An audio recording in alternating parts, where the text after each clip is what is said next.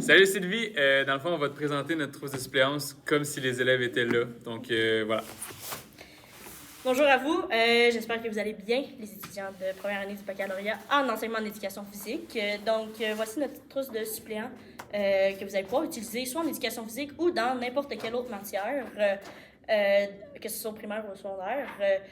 Ça a vraiment pour objectif de partager nos apprentissages qu'on a faits, nos erreurs qu'on a faites, puis justement vous outiller à mieux faire que nous lors du début.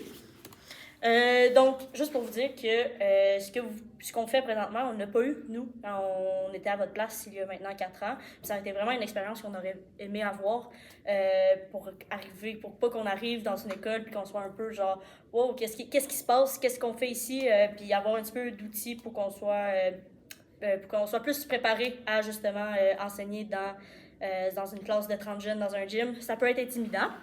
Donc, on peut commencer. Ouais, mais en plus, quand tu arrives pour la première fois, tu es un peu déboussolé, puis tu te rends compte que t'as pas vraiment toute l'aide que tu aurais aimé ça avoir, surtout dans tes premières suppléances. Tu crois que tu vas avoir une planification, qu'on va peut-être t'accompagner vers le gymnase, que tu vas savoir c'est qui tes groupes, qu'est-ce que tu dois faire dans ta suppléance, mais des fois, en fait, la grosse majorité du temps, je dirais, surtout en éducation physique, c'est t'as rien de planifié. Donc, t'arrives, tu sais, est où l'école? Tu sais, des fois, t'enseignes dans quel groupe? Des fois, même pas, t'as aucune idée. C'est peut-être des élèves TSA, ils ont peut-être 5 ans ou ils en ont peut-être 12. Donc, c'est important que tu sois prêt, que tu aies planifié certaines choses pour X nombre de choses qui pourraient arriver. Par exemple, tu peux être à l'extérieur, tu peux ne pas avoir de matériel, tu peux être dans un local, tu peux être dans ton gymnase peut être vraiment petit. Il y a plein d'affaires qui peut arriver. Ce que tu dois comprendre, c'est que ce que tu reçois, ben, utilise-le à bon escient, mais t'en reçois peu.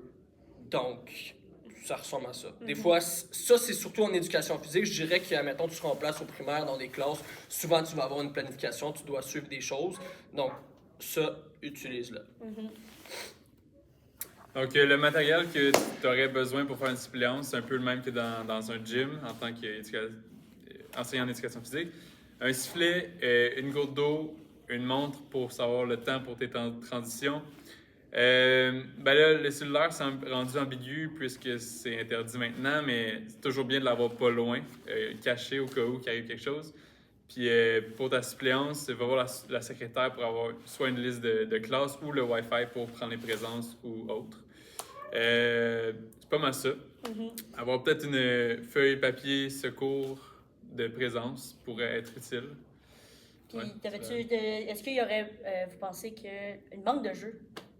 Ouais, ben absolument. Pourrait être utile. Absolument. C'est sûr qu'en première année, tu n'as pas nécessairement une banque de jeux, mais au fil du bac, conserve ta banque de jeux puis améliore-la.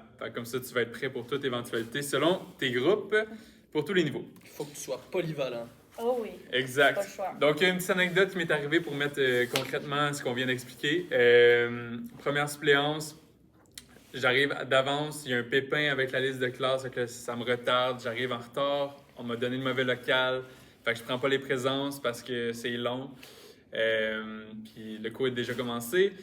Fait que là, le cours commence, puis il y a des élèves qui parlent dans le corridor, fait que je m'en vais voir, puis je les vois passer, puis on se dit « Allô ». Je referme la porte, puis pas longtemps après, ben, il y a ces mêmes élèves-là, ils rentrent dans la classe. Il avait l'air un peu sous l'effet d'une substance quelconque. Là. Puis ils vont juste s'asseoir. Puis dans le fond, j'ai pas pris les présences parce que j'étais arrivé en retard. Puis ces élèves-là, qui étaient pas dans la classe, qui devaient être dans la classe, ben, qui étaient ailleurs, ils faisaient autre chose. Puis moi, je savais pas. Puis c'était ma première suppléance à ma première année. Fait que tout ça pour dire que quand tu es en suppléance, tu es responsable de certains jeunes. Fait qu'il faut que tu t'assures que tu saches sont où, puis leur bien-être et leur sécurité soient respectés. Fait que voilà. Ensuite, moi, pour ma première suppléance, c'est vraiment... j'étais dans une école primaire, j'avais juste l'après-midi, fait que j'avais 2 groupes de 4e année. Donc, ils m'avaient laissé une petite planification de faire des jeux de poursuite. faire des jeux de poursuite. Fait que j'ai dit, OK, je vais faire des jeux de tag, poule renard vipère, peu importe. Puis ça a vraiment fonctionné avec le premier groupe. Puis là, j'étais parfait, je vais faire exactement la même chose pour le deuxième. Puis finalement, ça a été un chaos total. Les élèves ne comprenaient pas. Fait que c'est là que j'ai rapidement compris que faut vraiment s'adapter selon les groupes. C'est sûr qu'en suppléance, tu ne les connais pas, mais tu peux pas juste faire un copier-coller avec chaque groupe. Ils n'ont pas il n'y a pas les mêmes besoins. Ils peuvent se désorganiser de façon différente. Donc, vraiment s'adapter le plus possible selon les groupes, selon les années, peu importe. C'est vraiment le mot d'ordre, adaptation. Pour ma part, moi, mon anecdote est un petit peu moins olé que les autres, mais c'est pour te faire comprendre que, justement, comme je l'ai dit tout à l'heure, tu sais jamais dans quoi tu t'embarques, souvent dans un remplacement. Là, moi, je savais même pas c'était quoi du team teaching. Quand je suis arrivé dans mon remplacement, on m'a brièvement donné les consignes sur ce que je devais faire, mon rôle. Mais c'est pour te rendre compte que quand tu arrives à ta suppléance, il faut que tu sois prêt à toute éventualité. Là, moi, j'étais pas du tout prêt. Je savais pas c'était quoi du team teaching. Puis là, la première fois que tu remplaces, tu sais qu'il y a 2 groupes, c'est pas du tout le même contexte qu'en avoir beaucoup moins. Ben, la moitié moins. Donc, brièvement, c'est ça. On vous a laissé un petit guide pratique sur comment la plateforme Scolago fonctionne. Je sais que lorsque tu t'inscris, tu reçois un courriel avec les instructions de base pour l'expliquer. Nous, on t'a laissé justement une vidéo pour que tu puisses mieux comprendre. Puis nous, on va te donner nos trucs et astuces justement qui nous ont permis de prendre plus de suppléance et de faire énormément d'argent au cours des dernières années. Donc voilà, il reste à peu près 1 minute et demie. On avait une période de questions qu'on laissait aux jeunes. Puis sinon, on prenait le temps de leur montrer ça ressemble à quoi Scolago, puis on expliquait les différents codes de couleurs. Oui. Puis aussi, après les suppléances, on leur disait aussi souvent que ce qui est important, c'est de dire comment ça s'est passé, qu'est-ce que tu as fait pendant ta présence, nommer des élèves qui ont bien fait ou moins bien fait ça, et aussi laisser tes coordonnées, ton nom, tes disponibilités, numéro de téléphone ou moyen de communication préféré. Puis ça peut être vraiment pertinent pour te faire des contacts. Souvent, moi, j'utilisais mon exemple que j'ai souvent 3 écoles plus chouchou qui me contactaient s'il y avait besoin de moi. Comme ça, je peux avoir des suppléances un petit peu plus facilement avec ces écoles-là. Fait que c'est quand même pertinent. Donc voilà, Merci d'avoir écouté. Bye bye. Bye. Donc, bonjour. Donc, voici les principaux apprentissages que j'ai faits durant l'activité de la trousse de suppléance ainsi que durant mes années d'expérience, justement, en tant que suppléant. Moi, j'aurais aimé ça, à ma première année, justement, avoir l'opportunité, justement, de faire cette activité-là. Nous, dans notre cohorte, on n'a pas eu la possibilité de le faire. Puis je pense que c'est de l'information qui était de qualité, puis de l'information qui était facile à avoir en se faisant donner par des 4e années qui ont de l'expérience sur le terrain avant de commencer à faire de la suppléance, parce que moi, puisque je l'ai pas eu, mes premières suppléances, j'ai été lancé à l'aveugle, je savais pas vraiment ce que je faisais un petit peu, donc j'aurais bien aimé pouvoir le faire. Ensuite, mon expérience, ça fait là maintenant 4 ans que je fais de la suppléance, donc j'ai appris beaucoup de choses. C'est sûr que ma vision en tant que suppléant a beaucoup changé durant les dernières années. Au début, je le voyais juste comme un travail, donc pour me faire de l'argent. Maintenant que les années avant, je sais que je peux pratiquer ma gestion de classe. Je gagne beaucoup d'expérience justement sur le terrain et je trouve que cette expérience-là est très bénéfique pour moi pour plus tard et même aujourd'hui.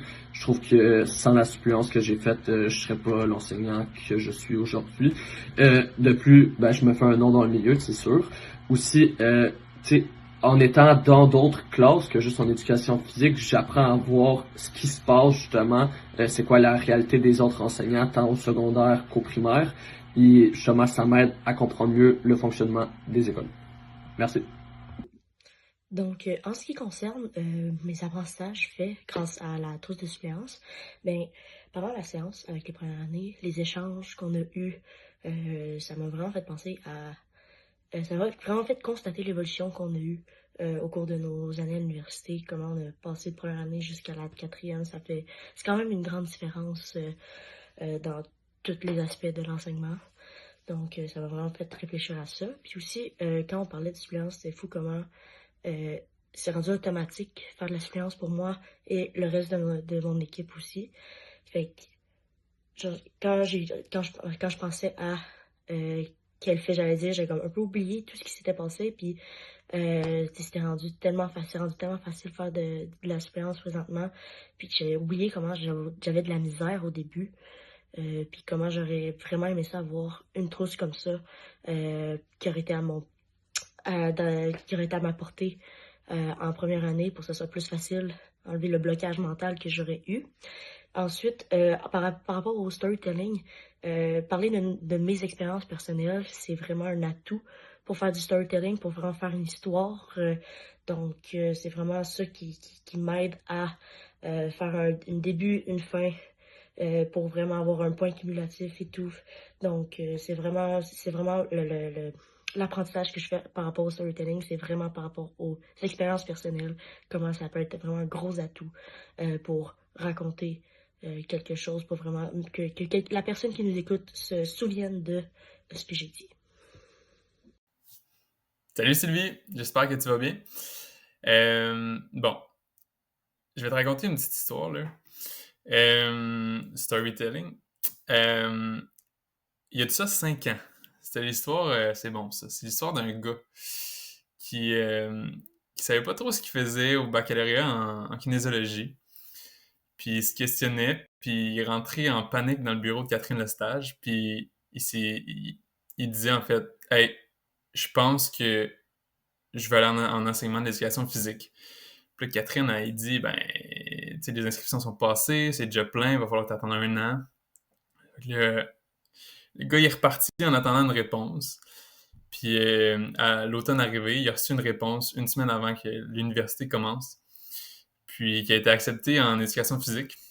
Puis ce gars-là, ben tu t'en douteras que c'est moi, là, évidemment. 5 ans plus tard, il était dans une classe, puis il a parlé à des premières années en éducation physique de son vécu, ses apprentissages. Puis, en parlant avec les élèves de première année, le gars, moi, il s'est rendu compte qu'il avait fait un bon bout de chemin depuis qu'il était assis sur ces bancs-là, puis qu'il en avait appris pas mal des choses.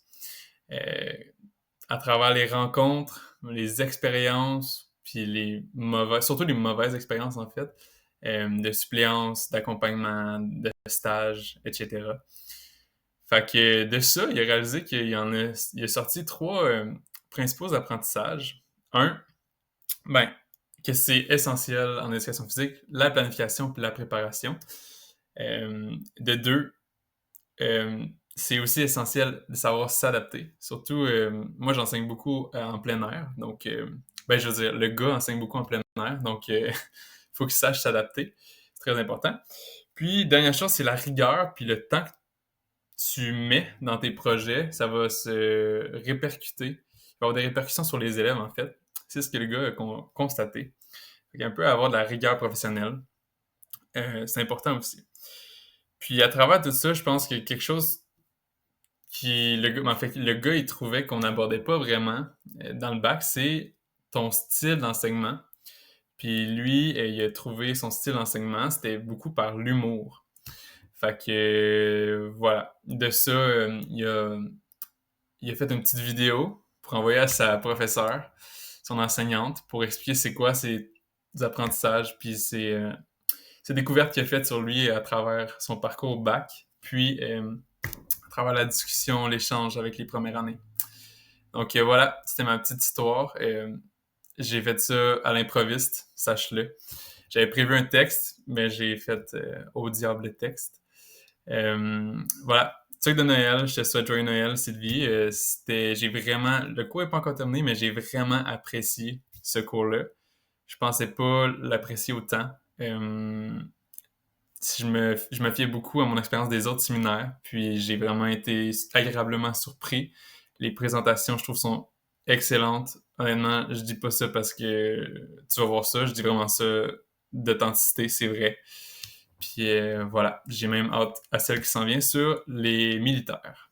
Donc voilà, joyeux temps des fêtes. À la prochaine!